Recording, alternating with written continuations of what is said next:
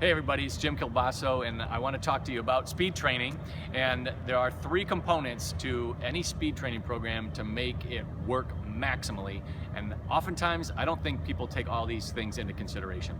If you look at a real basic equation for developing speed, essentially what you have to do is you have to apply as much force as possible into the ground, as fast as possible into the ground, and it has to be put into the ground in the right direction.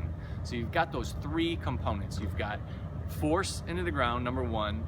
Number two, as fast as possible, or like some people will call that power. And third is putting it into the ground or applying it into the ground in the right direction. And we typically call that mechanics or technique. A lot of people will work on one of those, or maybe two. So a lot of people will do strength training and say, oh, they're gonna get faster, or they'll do plyometrics and Olympic lifting and think they're gonna get faster, but they never change the mechanics. Other people that I've seen out there will change mechanics, but then they forget and they neglect strength training or power training. And really you need all three of those things. So when you are putting together a program to develop overall maximal speed and maximal athleticism, don't forget to use all three of those components. You got to address the speed mechanics.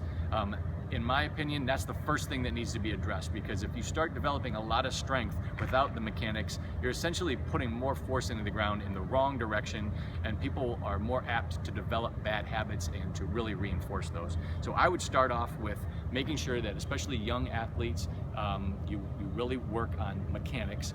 Then you absolutely have to add a force development component or a strength training component. And then once they have a lot of force development capability, you want to make sure you add some power. So you're talking about now, like a lot of people will use Olympic lift variations, or plyometrics, or medicine ball training, or even sled type of work. I use a lot of sled sprints. We work a lot on acceleration by pulling a sled with relatively light weight. So those are just some other ways to increase your power. So try not to neglect any one of those parts. Make sure that you are hitting all three of those aspects to ensure overall total development for speed and athleticism.